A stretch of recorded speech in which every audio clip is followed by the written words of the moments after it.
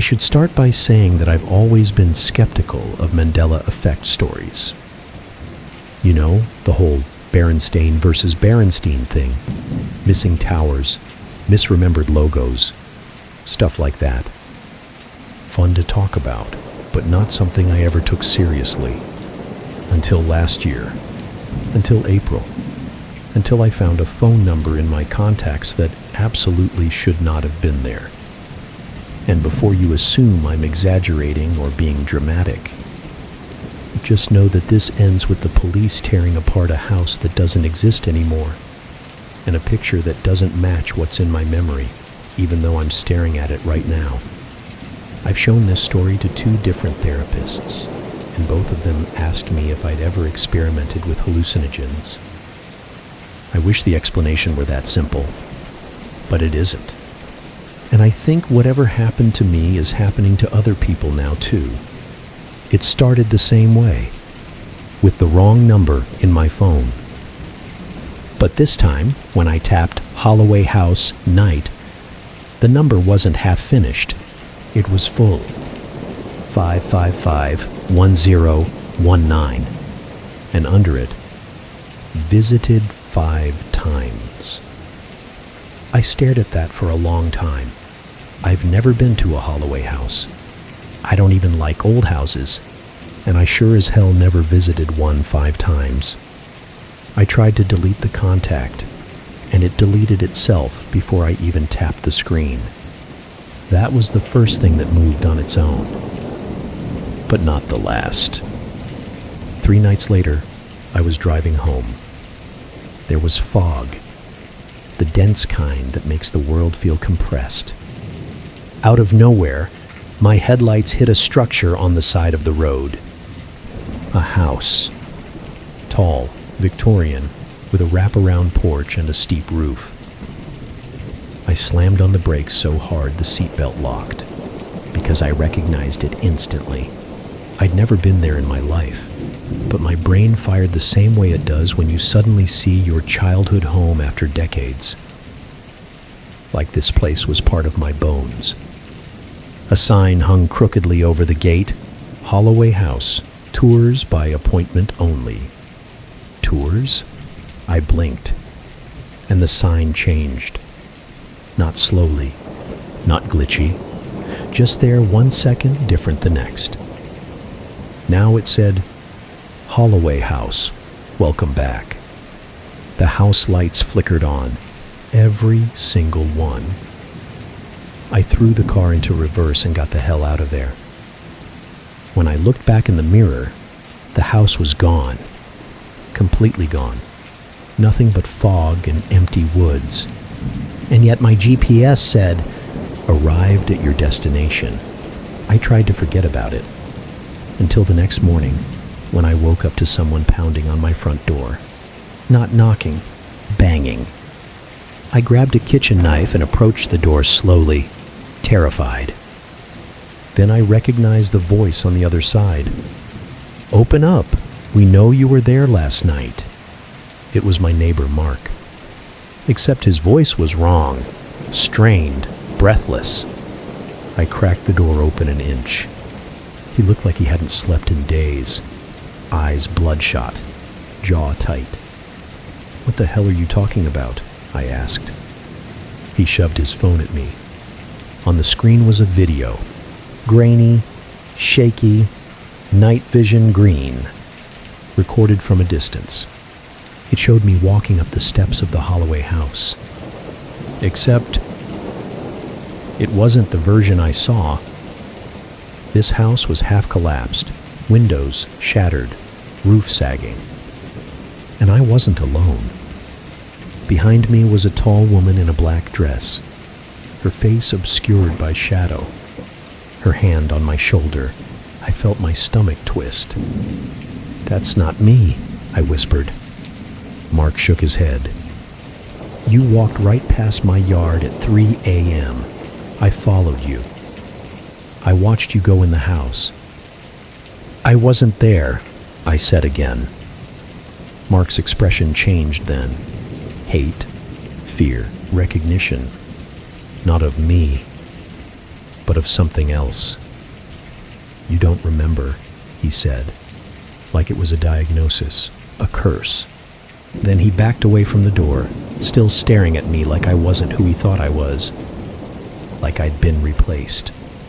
That night, around 1:43 a.m., the ringing started. Not from a phone this time, from my basement. It echoed through the vents. An old landline ring, hollow and metallic. I didn't want to go down there. I had every reason not to, but the ringing wouldn't stop. And something deep inside me whispered, "You've heard this before." I armed myself, baseball bat in one hand, flashlight in the other, and opened the basement door. The air hit me first, cold, moist, like walking into a meat locker. The ringing grew louder as I descended. Halfway down, the flashlight flickered. I smacked it, but the beam guttered and died. In the dark, I heard the dial turning. Click, click, click. Then a woman's voice. Soft, melodic, familiar in the worst way. "You forgot us." Something moved in the dark. Close. Too close. I swung the bat wildly and ran up the stairs, slamming the door behind me. The moment I reached the top floor, every light in my house went out. Except one. The living room TV flicked on with a burst of static. And on the screen, a paused frame of the Holloway house. A close-up of the front door. A caption at the bottom. "Visit again 5/6. 6 visits. 5 completed. 1 left." I turned off the TV, but the screen stayed on. It whispered, "Come finish what you started." I left my house and drove. Didn't matter where, anywhere but here. I got onto the highway. No cars, just me and the dark. Then I saw headlights behind me. Just one car. Old, boxy. Black. It kept the same speed as me. Every lane change I made, it mirrored. I sped up. It sped up. I slowed down. It slowed down. I took an exit without signaling. It followed. I turned down a dead-end road. It pulled in behind me. A tall figure stepped out. A woman. Long black dress. Hair covering her face. The same woman from the video. I watched through the rearview mirror as she approached. Slow, deliberate, as if she had all the time in the world. Then my phone vibrated in the cup holder. A text message, "Don't look away." I didn't. She reached my driver's side window. I don't know how to explain this next part. She didn't touch the glass. She touched my memory. It felt like someone flipping through a photo album I didn't remember owning. Like fingers rummaging through my childhood, my dreams, my identity. Then she whispered, "You're almost back." The next thing I remember, I was sitting in my driveway, engine still running. 3 hours had passed, no sign of her, no sign of the car. But someone had left something on my dashboard, a slip of paper. "Visit again, 6/6, tonight." I should have left town. Hell, I should have left the country. But some force, memory or fear or inevitability, dragged me toward County Road 7 again. Fog rolled across the pavement, thick, unnatural, and then I saw it. A house standing exactly where it shouldn't stand. The Holloway house, fully restored. Bright lights glowing inside, windows unbroken, chimney smoking, welcoming, waiting. I parked. My legs moved before my brain caught up, like I was being pulled on strings. When I reached the porch, The door opened on its own. A warm golden light spilled out. Inside was a long hallway with polished wooden floors. Family portraits lined the walls, faces blurred, eyes scratched out. And at the end of the hallway was me, standing with my back to me, wearing the same clothes I had on, except the other me turned slowly and smiled, but it wasn't my smile. Too wide, too eager, too hungry. "You finally remembered," he said. Then he lunged. I ran, shoved past him, bolted out the front door. He chased me onto the porch, footsteps slamming behind me. I sprinted for my car, hands shaking so hard I dropped the keys twice. When I finally jammed the key into the ignition and turned it, I looked up, and the Holloway house was gone. Just trees, fog, empty road, no other me, no porch, no light, just a quiet stretch of woods. That was 3 nights ago. Ever since, things are shifting around me. Tiny differences. Objects not where I left them.